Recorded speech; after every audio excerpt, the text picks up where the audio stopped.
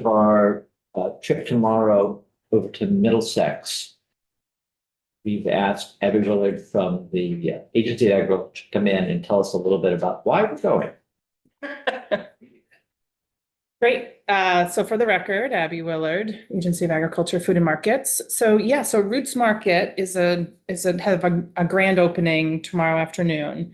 I'm glad the committee's decided to make it a site visit. I think it'll be a really exciting, close by kind of example of ag infrastructure development and growth.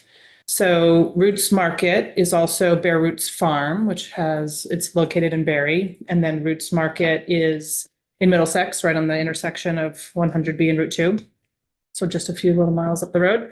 And the farm, Bare Roots Farm, which is run by Karen and John Bellemare. Have not met them. So we'll all have that opportunity to do that tomorrow.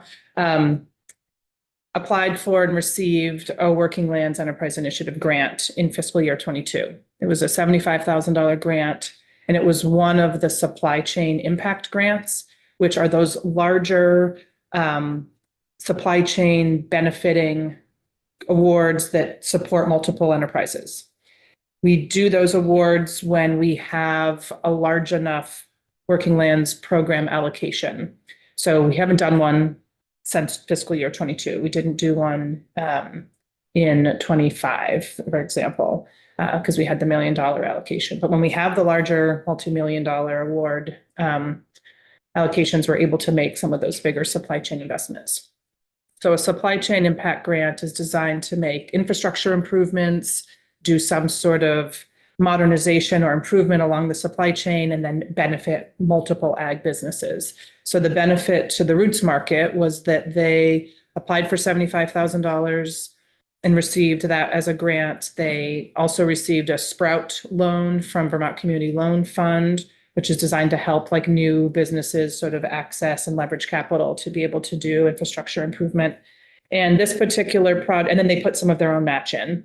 And I think their match was like originally imagined to be 75,000. And I think it's probably going to be over 85,000 or more, just because the cost of the project was more expensive in reality than they had originally budgeted.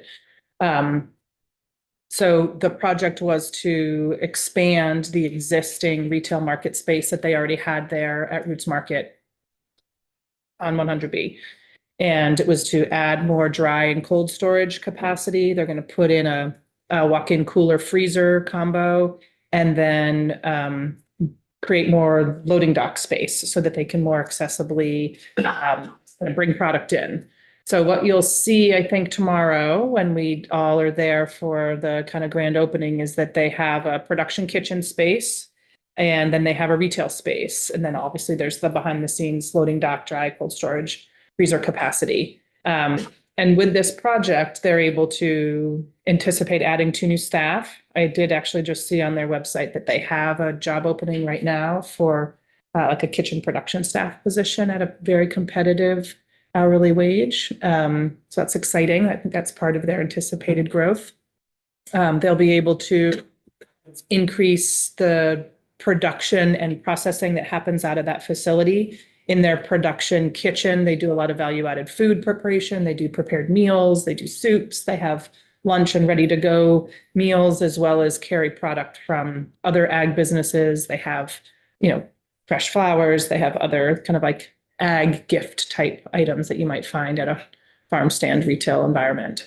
And they're anticipating revenue growth. So this is a designed growth decision for this business so that they may not have to spend every weekend at a farmer's market, but instead have this more evolved, diversified way for them to connect with their customers. So customers can stop there and grab food to go. They can stop and get lunch. They can buy other products from other farms. And they needed the extra support to be able to make that infrastructure growth decision as a farm business. Bare Roots Farm is the name of the Bare Roots, yeah. farm in Barre, and is that a diversified? It's an organic vegetable operation. They sell to their own retail store then, and also And they also do a CSA. Yep. So they have like a free choice CSA model. They do, I think what they call community harvest, which I actually am not that familiar. I don't know if others on the committee are about kind of what that program is, but I'm assuming it's a like a subsidized kind of like community investment program where they make food available to all members of the community that are interested in access to local organically raised food. In their CSA, they obviously, I've seen them at the farmers markets, like kind of in central Vermont. So I don't know if they're discontinuing their engagement in farmers markets. That'd be something we can learn from them. My guess is they will still do markets, but maybe not have to do them as many or as often because they have this new expanded retail space.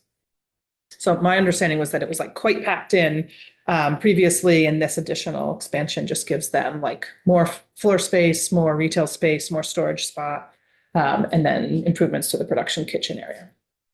Abby, I know you said you have another meeting at 11. Yeah, I'm happy to take a question or two. If you guys have them. Right. I just wondered if the match is required for that working lands grant. I think in 22 it was. We no longer are requiring match for working lands going forward. So we've been experimenting with like what makes the program more accessible. Most projects, what we're finding is that most projects necessitate a contribution by the farm anyway, because the grants that we're offering are not large enough to cover the full cost. And so rather than requiring match at a certain amount, instead saying that match isn't required and knowing that businesses are still going to leverage dollars to make the project happen. But in 22, I believe that match was still required.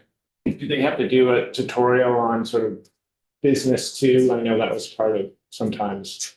Oh, yeah. That was, that's a great question. I can't remember if that was just a requirement of a certain round of the grantees. Yeah, it's funny. It's ringing a bell, but I'm not actually remembering exactly who all was required to take that kind of business 101. I don't think it's every working land grantee. It's funny. I'll have to get back to you because I can't remember exactly. Did you have a question? Yeah, go ahead. Yes, and this may not have require Abby to participate, but when is our departure and when is, Well, we can let Abby go and then we'll talk about the details, yeah. but is this, you refer to it on 100B, is it at the 100 Route 2 and 100B Yes. intersection? Yes. Yeah, so you can just go right up It's here. on Route 2. It does. Yeah, okay. Yes, right. It's on Route 2's frontage, excuse me. Yeah, It's frontage on both. I guess. But you're right. That's the main drag. That clarification. Representative Burke. Thank you, Chairman. Just a quick question about Yeah. the names of different grants. This is Yes. a Working Lands grant that was awarded to Roots. Yes. What is the name of the grants program that you were speaking to this last time we met with you, where you said there was showed a very large need among the farms? It's actually in all of our, I would say, economic development grants. So Working Lands Enterprise Initiative is one of those example programs that has an oversubscribed demand versus. So for fiscal year 24, for Working Lands, let me see if I can remember. I don't think I brought that piece of paper. I don't know that I can answer that without looking at. I just had a question about the difference between them that doesn't pertain to this meeting, but I just was gonna do a little research on it. On the Working Lands program specifically. Yeah, I can Well, I'm happy to give you any information about that program. email you back. Okay, yeah, let's do that. Yeah, so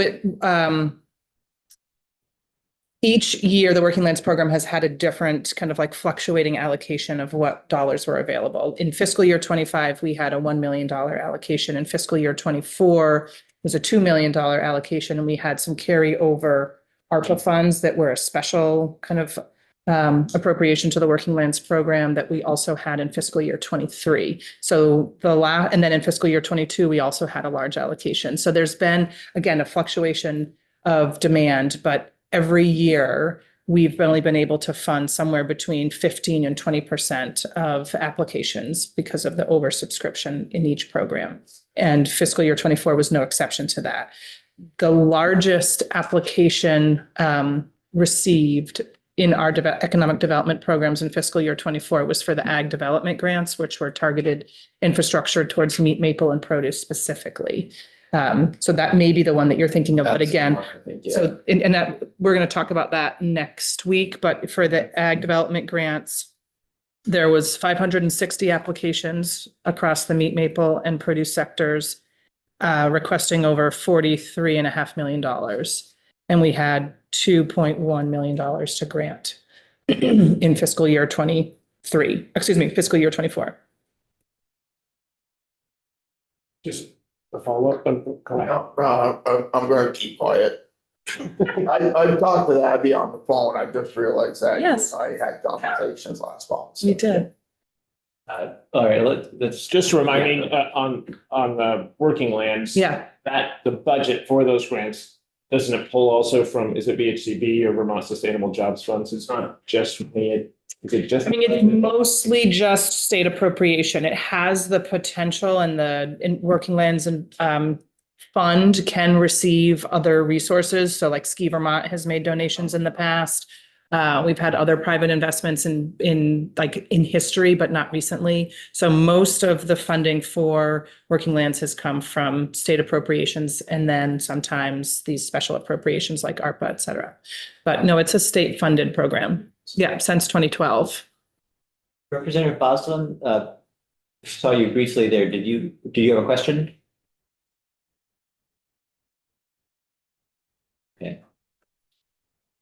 But we could plan to have a larger working lands program conversation and have Elizabeth Sipple come in and talk. Just did a similar conversation yesterday in House Commerce, which I think it was really helpful to kind of give the whole history of the program and the various ways in which investments are made, if that's of interest to the committee. Great. Yeah. And we'll have an impact report to share with you about the working lands program by February 1st. So that might be a good time to come in and show what the fiscal year 24 investments were in the program overall. Well, thank you for stopping by. You're welcome. We'll see you tomorrow. See you tomorrow.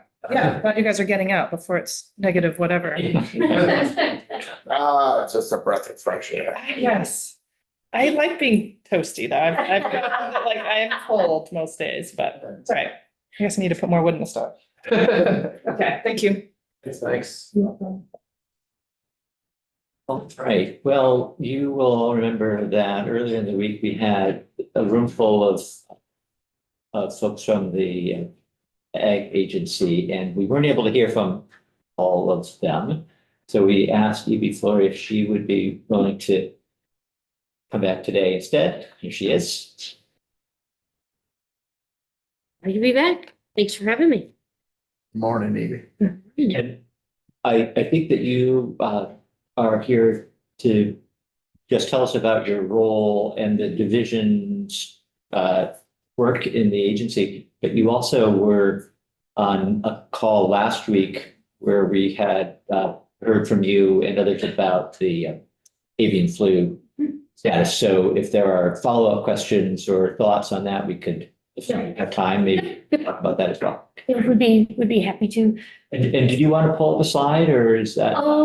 Whatever works. I had emailed Nonia just an infographic, so I don't know if she wants to pull that up or if I should. What's easiest?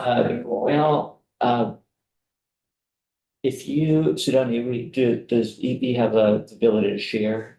Oh, I have your info here, but Yeah, I've got the info sheet here. whichever's easiest for the committee. Just one slide, I think. Yeah, it's just a visual of the makeup of our division at the agency. So, yeah, that'll work great. Thank you so much. For the record, my name's E.B. Flory, and at the Agency of Agriculture, I'm the Director of Food Safety and Consumer Protection.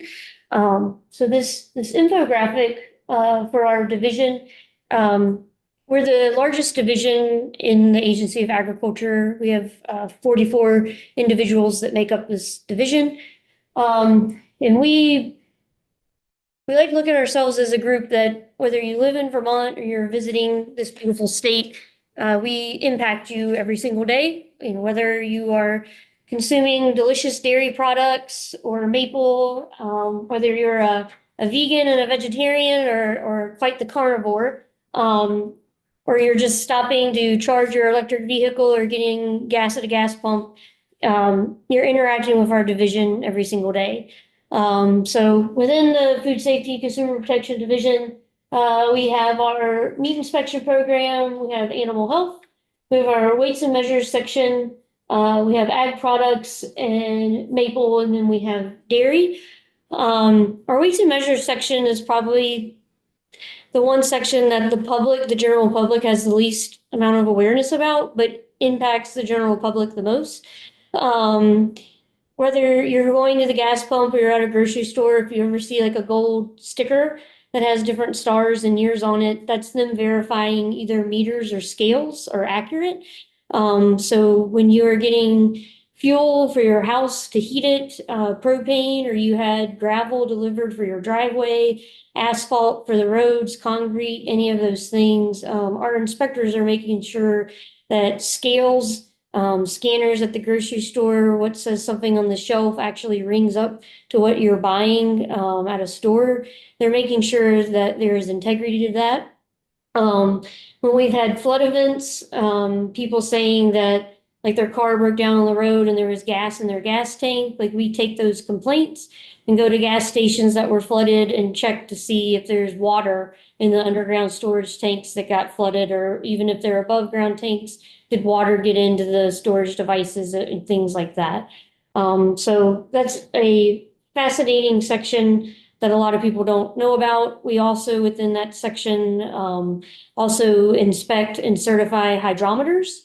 So we actually have, for our maple producers, we inspect hydrometers that are sold at stores, and we actually have companies from across the world that sell hydrometers.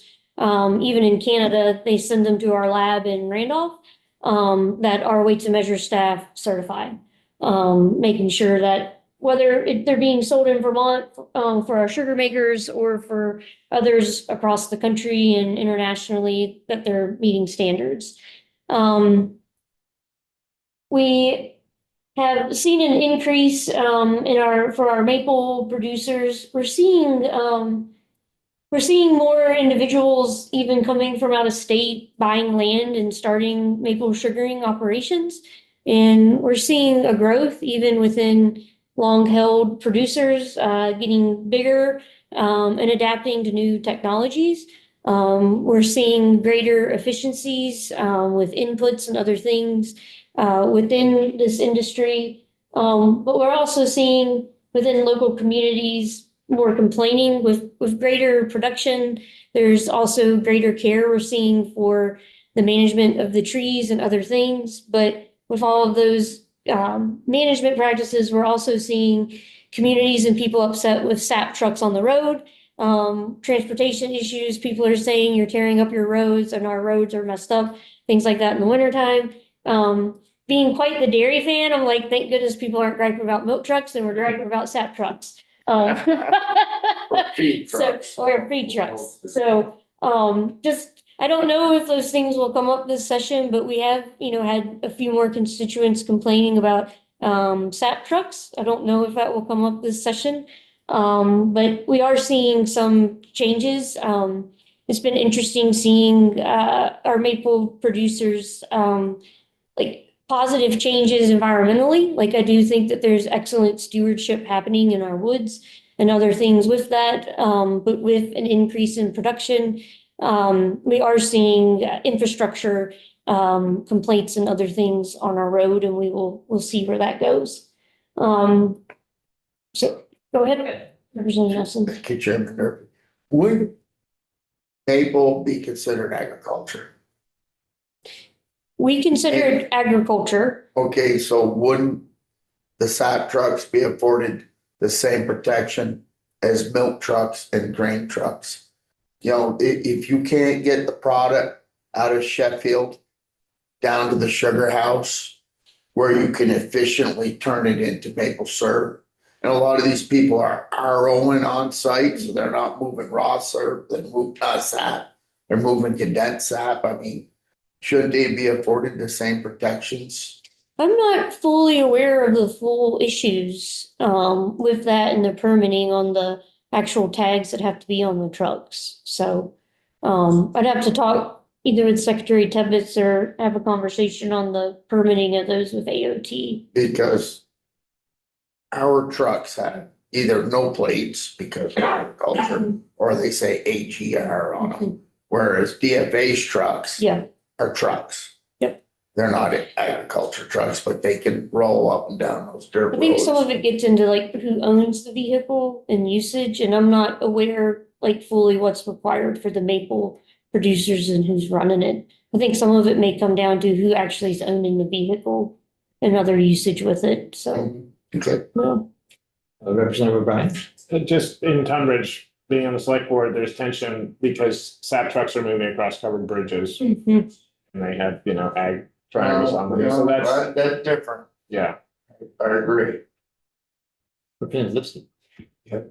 In most towns I've worked in or lived in, if you have a commodity, it's not just essential, but like milk, they've been able to operate when roads are posted, both either going to the select board and enforced by the highway superintendent. If you have forest products are not, they're essential, but they're not, they can be wait. You can wait to move pulp out later when the roads dry. The different, that's a DMV. Yep. The SAP, where you have a capacity of storage, it's very limited, and then you get those March or late February. Yes. Shelf life. Yep. And again, who owns the vehicle? It's just like with milk, unless it's different, and then you get into the weights and then safety things as well, and what has to be on the vehicle, so. We can dig into that a little bit Yeah. too, yeah. Yeah. So, produce wise, we do oversee, through, the Food Safety Modernization Act, FSMA, produce safety rule, which we don't have a large amount of vegetable farms that actually fall under that. Vermont doesn't have as many produce farms that fall under that compared to the rest of New England. Some of it is just, either the commodities that are required, that's a federal law, or the production level and sales. We do have some farms that fall under it. And we have, basically 1.5 staff members that oversee that program. And the other part of time spent, within that, because it's seasonal work, they handle both produce, and then they also handle our maple and other ag products like eggs and other commodities like that.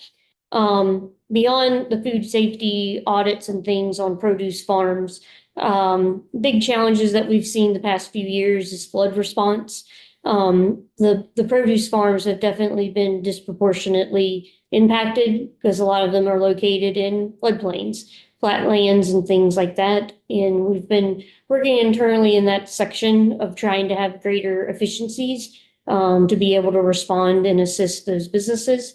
One thing that we've been working on this past year, a newer rule that's been rolling out from the Food and Drug Administration, FDA, that oversees this federal rule for produce, and growers, is having to have mandated water test for irrigation water.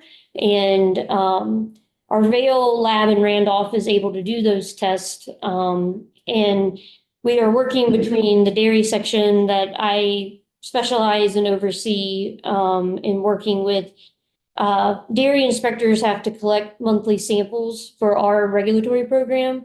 And so we are working with our produce program because we already have inspectors going around the state once a month collecting samples, to see if any of the produce farms, if they want to opt in, that we could also, are already making loops, collect their samples for waters as well if they want. So we're providing that option to those that want to opt in for that.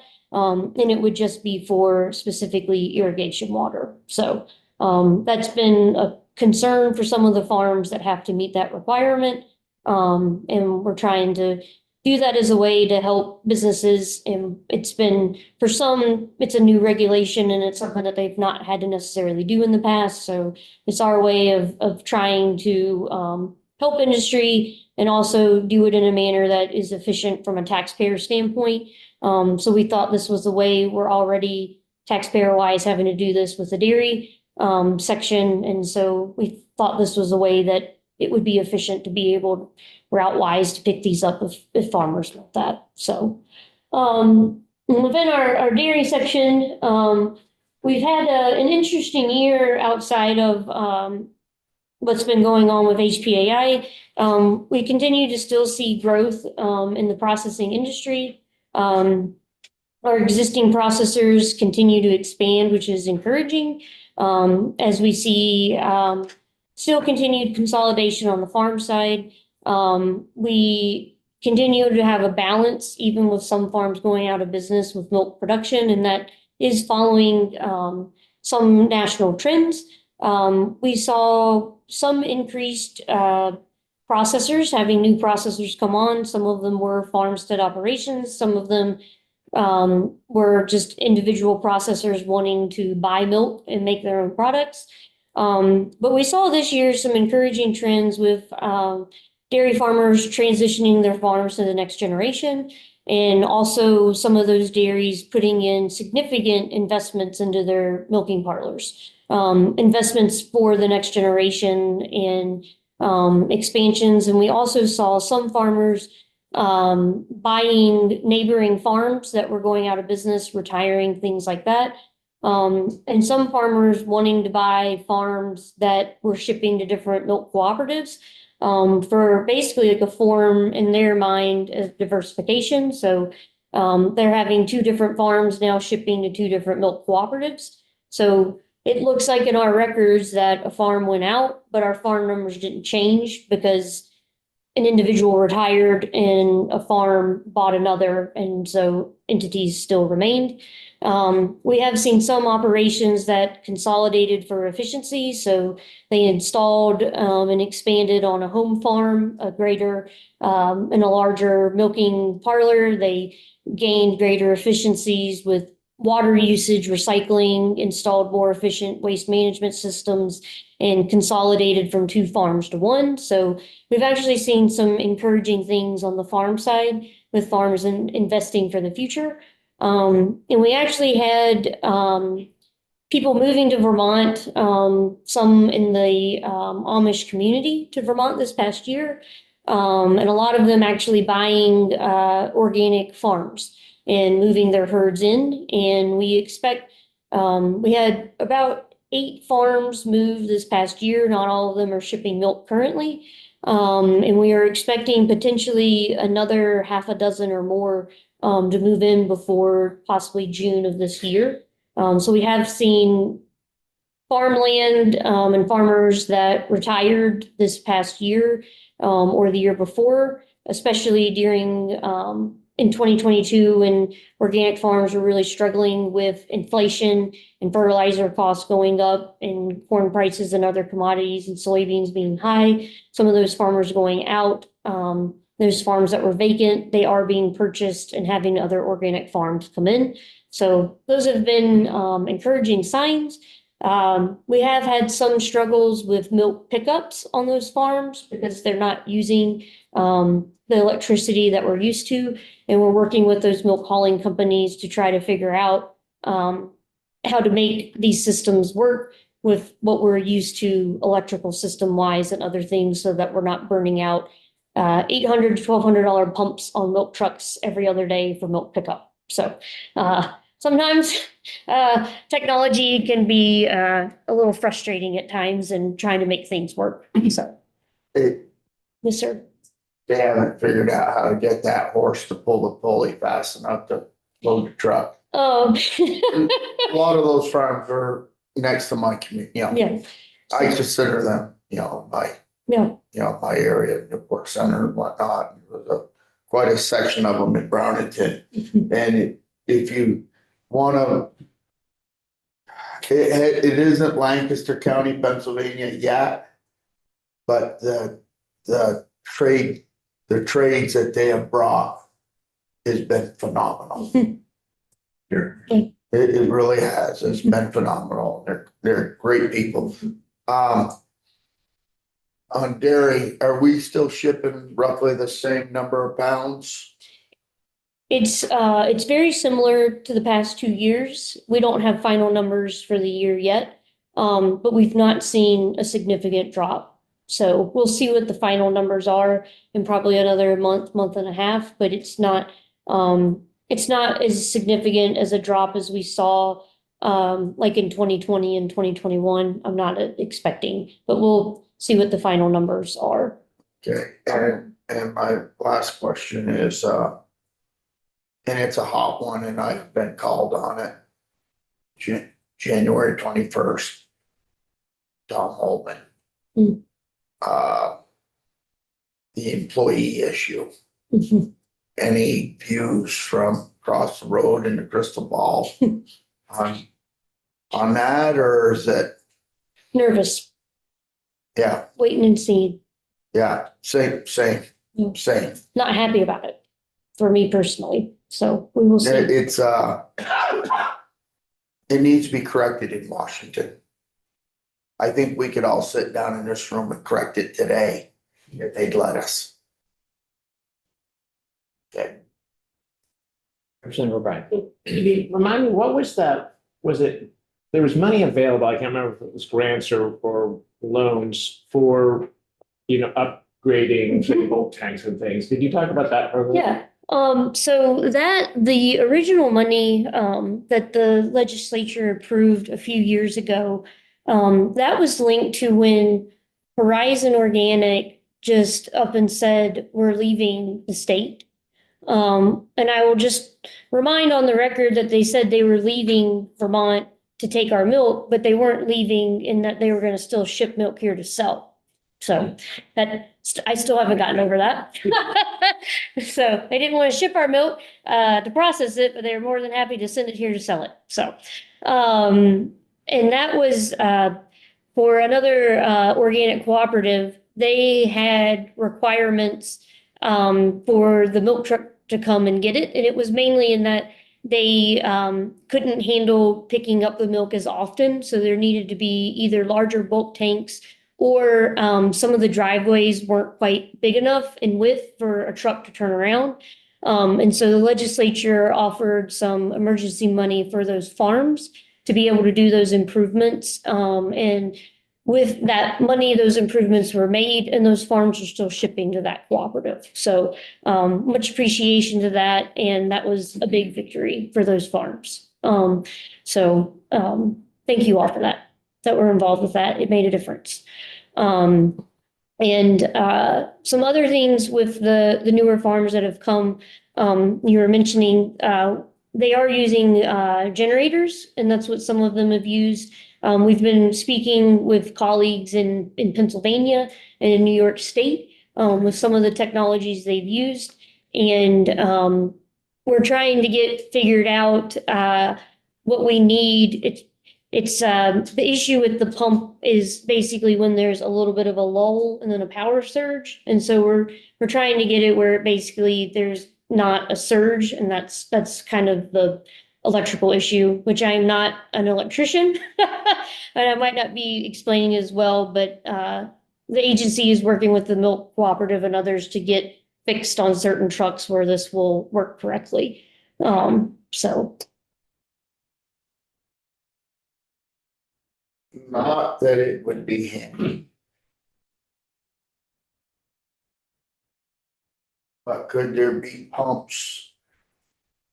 Maybe not of the same capacity, because those pumps on those milk trucks, they move milk They do. fast. But could the farms have a smaller pump that didn't create the draw? That, in each farm, so the milkman doesn't have to lug it, slip and fall tomorrow morning and on the icy steps, 4 steps up, crack his head.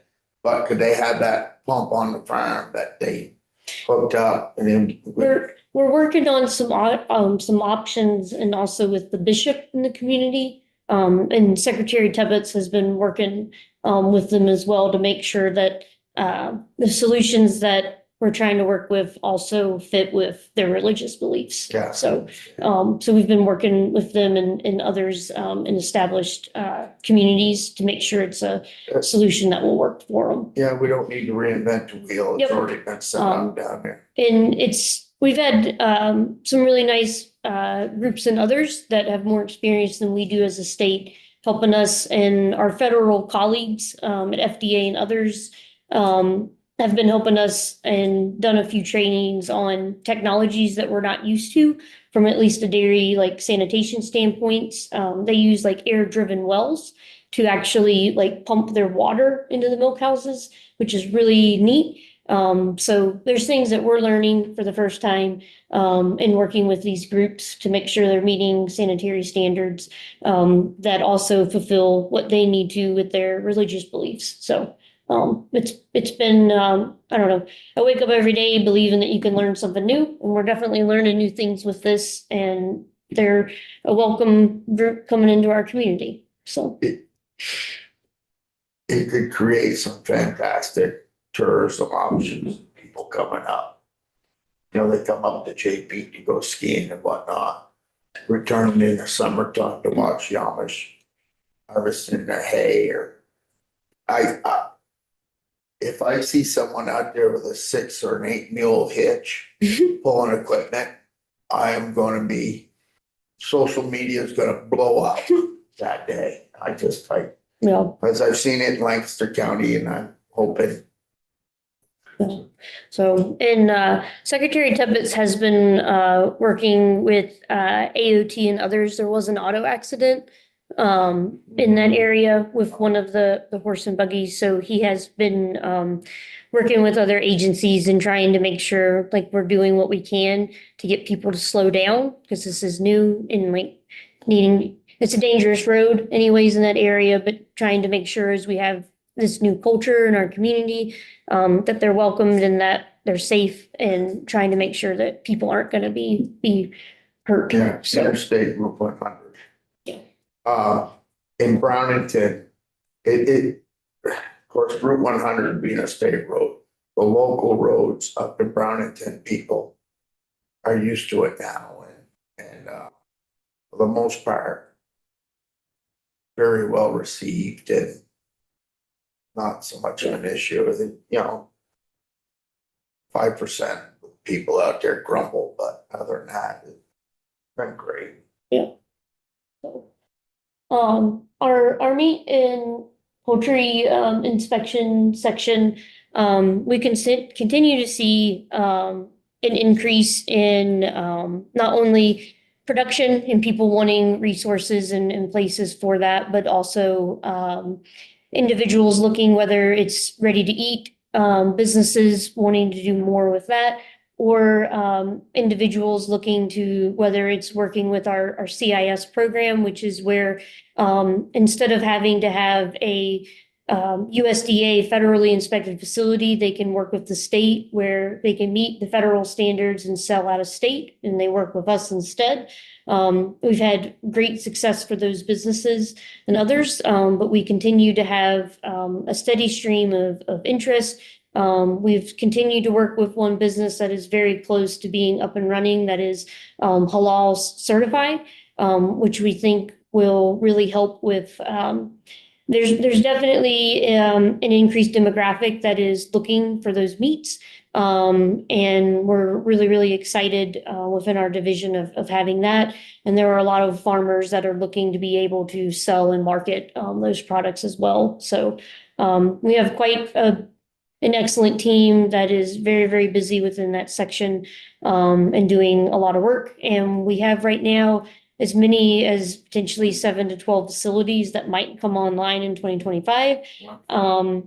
It always, you know, it's always, we don't know how long some of these will take. And so it's always an interesting process, but it's always exciting because it always sounds like from our farmers, and some of that is planning, but it's always like, I can't get this done soon enough. Like I've got it, like there's a list, I can't get my cows in soon enough or my goats or other things. And so like, we're hopeful that these continue to go through and that there's plenty of slaughter options for our farmers to get their meat to consumers as they want to through different avenues. So You mentioned possibly how many in the next year? potentially, we've had as many as 12, like like having legitimate like plans and other things. That would be truly like amazing if that happened. But we have right now 3 to 5 that are in a very serious bracket, and 3 of them that we do think like legitimately in the next 6 months could genuinely be on board. So. I'm wondering if you know how many we currently have, because that sounds like it would be a huge jump in. Yeah, I can look that up for you in just a few minutes. I have like my notes on my laptop, so I can look that up while we're talking if you'd like. And then we have our animal health section, which they are handling for our division. Animal movements, making sure like the RFID tags, that law finally came into place, which has been talked about for close to 20 years. For animals that are moving out of the state, having proper identification. This is for cattle. A lot of what they do is animal traceability, in working with our veterinarians and others across the country with being able to respond to potentially if there are sick animals or other things and trying to prevent disease outbreak. They do respond to things like HPAI. And so they've been involved in the past when we've had like migratory birds and having like a backyard poultry flock get HPAI and having to deal with that. And so they do many, many things across the state. They do work with captive deer and other cervid farms and things that we have in our state. And they do licensed pet shops and other things that we have throughout our state, like a wide gamut of different things. And they've been very active through the HPAI saga that is going on right now, both in dairy cattle and also as we're monitoring the current migratory pattern right now in the new strain of HPAI that is moving across the country, impacting domesticated birds with the wildlife birds moving through. Ian Nelson. Thank you, Chairman Duffy. On the animal health, on RFID tags. So are we required now, our cull calves, our bobcats that we sell, are they required to carry RFID tags when they leave the farm? I think they are, but I will check with that shop to make sure on the Okay, bobcats. are they testing slaughter cows at the slaughter plant? You spoke to us last week how they test the milk, are they? They're not. No, direct to slaughter, no. And if they're not testing animals going direct to slaughter, especially, and if they're not lactating, there is no testing. If they're lactating and they're not going to an open market before they go to slaughter, there is no required test. Okay.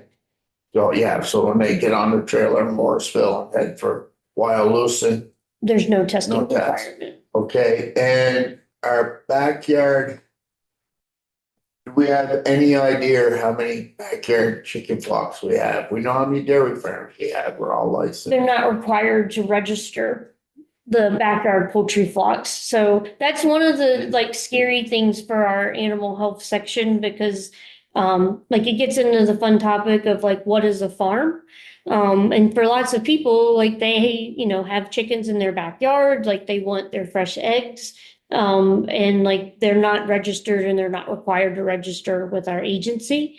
Our animal health folks, like they do almost a weekly, if not like they'll do at least every 2 weeks, like a newsletter to veterinarians.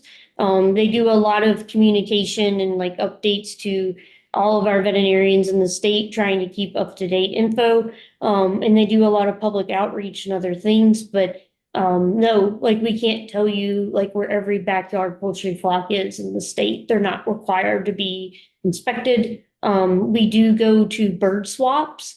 And that's like a requirement in statute to do testing and other things there, but unfortunately, like we can't tell you where every like poultry flock is in the state, and that's a vulnerability. But that's not a mandate in statute. Okay, So, no, thank you. okay. What were your meat plant statistics questions? I'm ready. I'm ready. Why don't you share whatever you've got? I was just, again, sort of curious to know how many plants we currently have, that having a dozen come online sounded like that could, be a 50% increase. I don't remember hearing exact numbers, but it seemed like we didn't have very many. But maybe I'm Would off. these be places where you can actually bring livestock or places that would just cut up? Good question. Yeah. It went in Ferrisburg area. That's We added 2 this past year.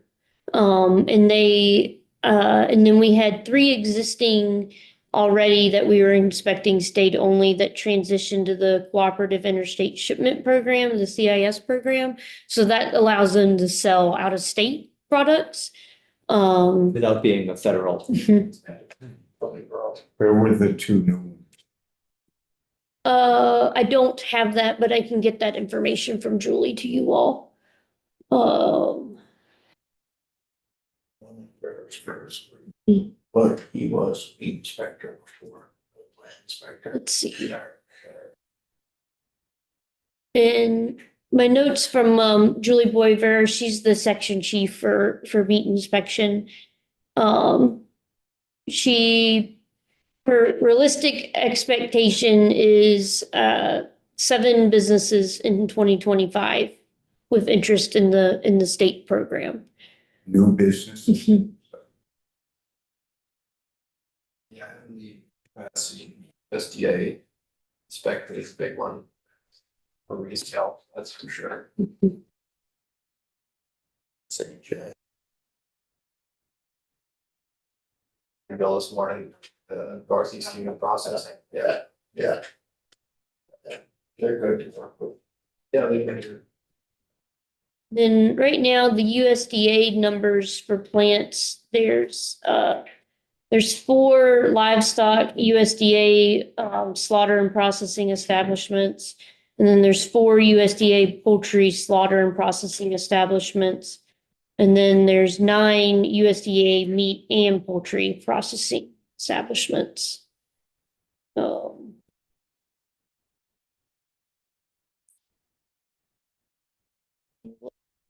I did not mean to put you on the spot at all, Evie, so we can, that's helpful. And you're- the way that there's. Yeah, and you're welcome to have any of the section chiefs from our division come and speak to you all if any specific questions for them. Like they're happy to come over and get any nitty-gritty questions you have for each. And yeah, I didn't know if there was any other questions you had about the divisions or if there was any other HPAI dairy questions you all may have. Chairman, I had a constituent, the dairy farmer reach out to me. After our discussion last week, and I'll probably stop in and see her at her facility tonight on my way home. Concerned about voltaic testing and whatnot. Who can I have her, if she has more questions than I can handle? Mhm. Which would be amazing if she does, but it could happen. Who do I have her reach out to You to get information? You can, if it's about the specific like testing and other things, you can have her call me. If it's getting into more of like veterinary questions and other things, like she can call the animal health line. Okay, So, she can call 802-828.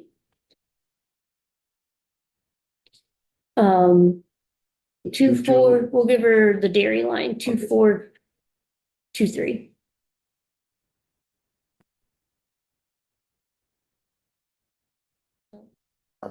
Yeah, she's got some pretty valuable purebred stock, as well as does the raw milk and sells to the cheesemakers there, love her. So, Yeah. We, this week we've gotten a lot of questions, on farmers worried about like if birds are near their feed and other things, the USDA has reiterated and like through their study, like epidemiology wise, like across the country, is that this is not being spread, the cow version of HPAI from birds to cows. Like that was like a one-time thing that happened in Texas. And so like we're hearing that like our farmers are worried to like feed to their cattle after birds have been around it. It's not spreading from birds to cows. It's spreading from cows to cows that have it, or people that were around cows that had it and they didn't clean their clothes or clean their boots, and then they transferred it.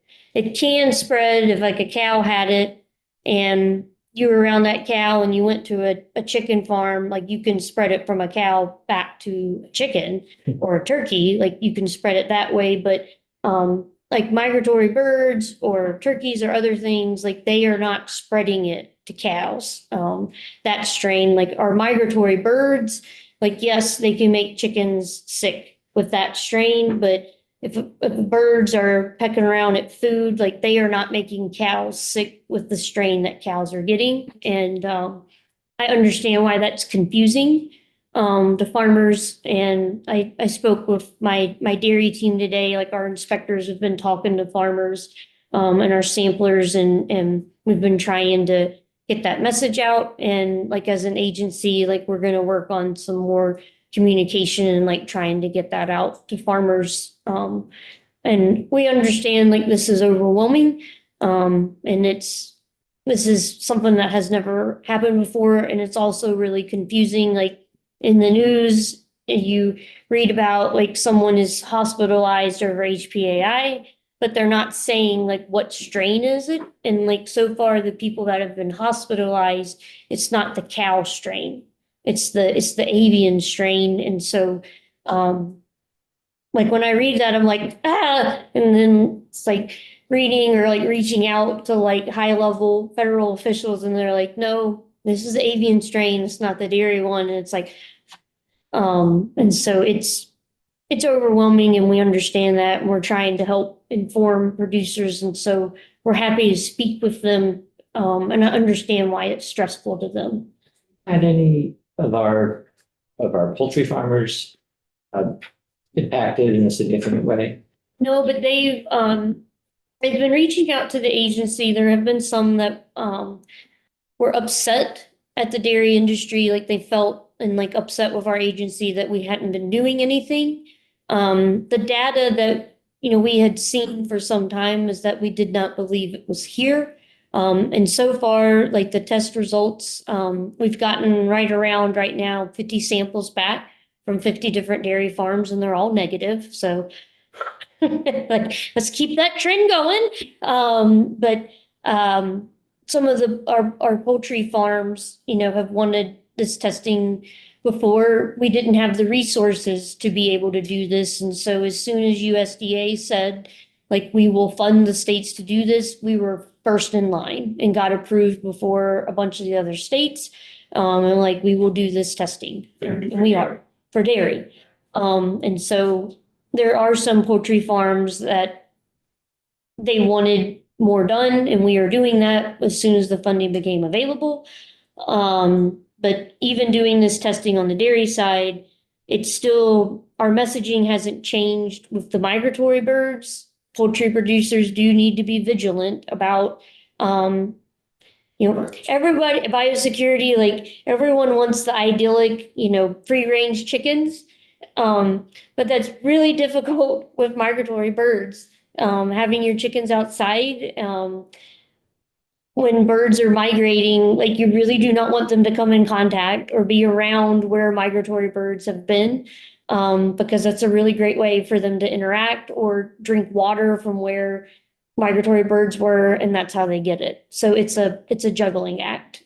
You mentioned a moment or two ago, I think that you're monitoring or aware of new strains developing, maybe showing up in Vermont. Are we able to sort of see in other parts of the country or neighboring states where there are outbreaks in the wildlife population? Is that? So anytime there's a positive sample, federal government does whole genome sequencing basically to see like how the strains are evolving. And so the dairy strain, I mean, it is evolving, but I'm not a virologist, but it's the same is basically what they have said, but they can trace it and see, there may be some different strains, and so they know which ones are in certain states, but it's not changing. And I guess, which is a good thing from a contagious standpoint, like not changing in a manner where it would be easier for humans to contract it. The newer strain from the migratory birds is what the migratory birds from Europe have brought over, which is a little bit different than what was in the migratory birds from last year. So it is still HPAI. It just has a different like sequencing, a little bit virology like number. And that's the birds that our animal health group had to respond to a few weeks ago in late December. That matched virology wise what we have seen in other parts of the country with with the migratory birds, what they brought over that Europe has been dealing with. So it's I don't remember what the numbers are, but it's what I'm just going to call is this year's HPAI strain in birds that are impacting poultry. Anything else? Couple of things. You just saved the life of 70 turkeys and 19 ducks. We're getting a lot of phone calls from farmers that want to shoot all their birds and And coming into the bunker silo. We spoke last week and I asked you about people being, able to sample. Ball tanks to me are fairly simple to sample. Yep. But the Piper system Mhm. it is very much different Yes, it now. is. If I was there and we had a full bag, which has theoretically a sip of every cow's milk in it, I could help your person, shake the bag, we leave a long tail, clip it, draw a sample, retie it, restore it. So Is that how they're doing it or? Mhm.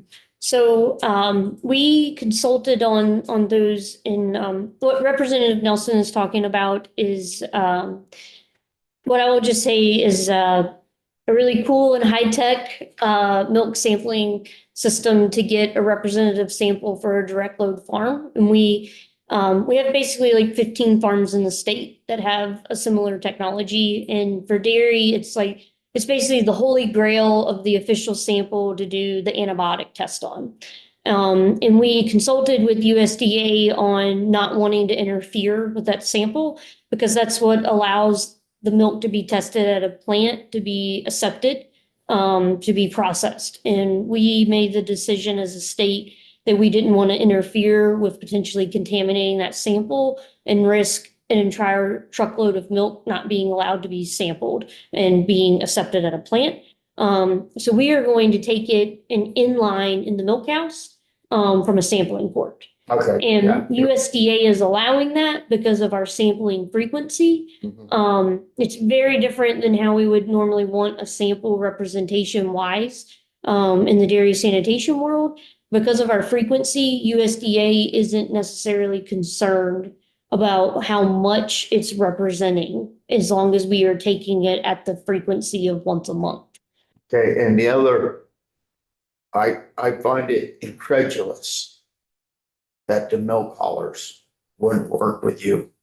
It wasn't the Because they- haulers, it was the cooperatives. It was the co-ops. It was not the haulers. So I will bend their ear or grab their ear and ask them what was wrong with them. Why they couldn't grab one sample. They're already on the farms. They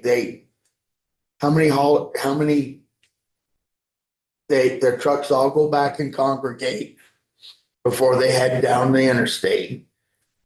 Whether it's in Cabot, or they could have left them in Cabot or left them in Coventry or St. Albert, you know. I know.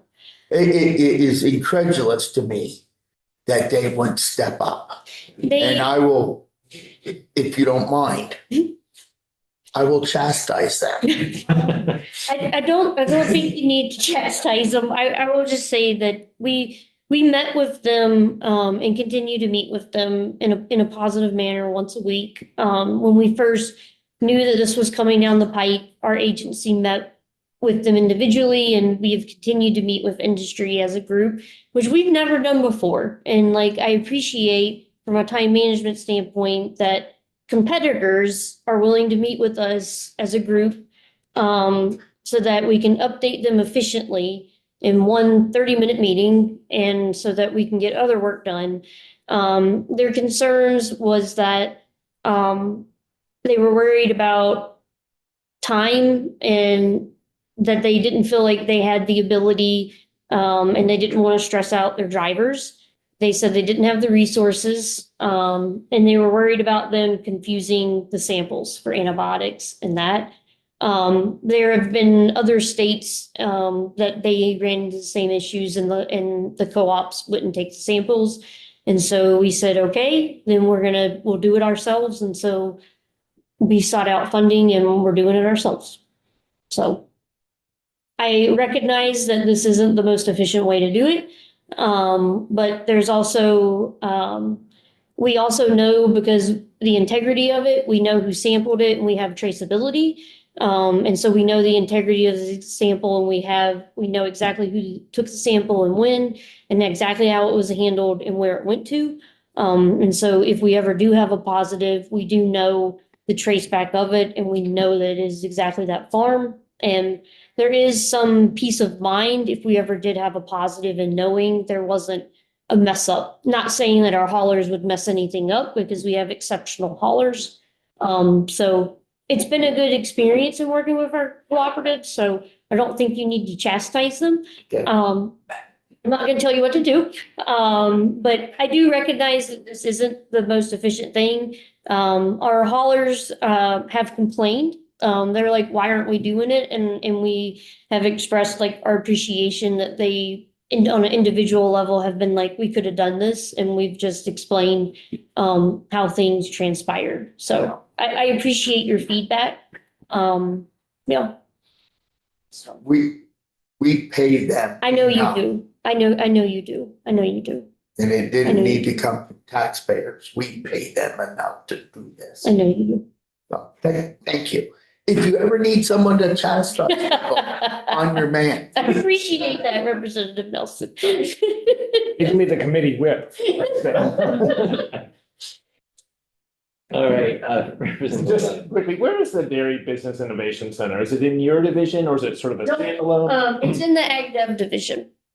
Okay. In Abby Willard's division, and Laura Ginsburg runs that.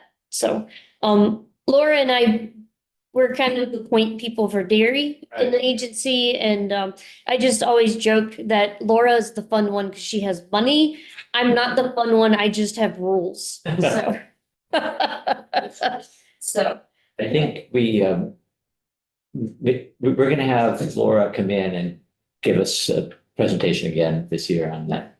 and she's been up to some really awesome stuff, that she'll have to present to you all, that are some really, really positive things going on.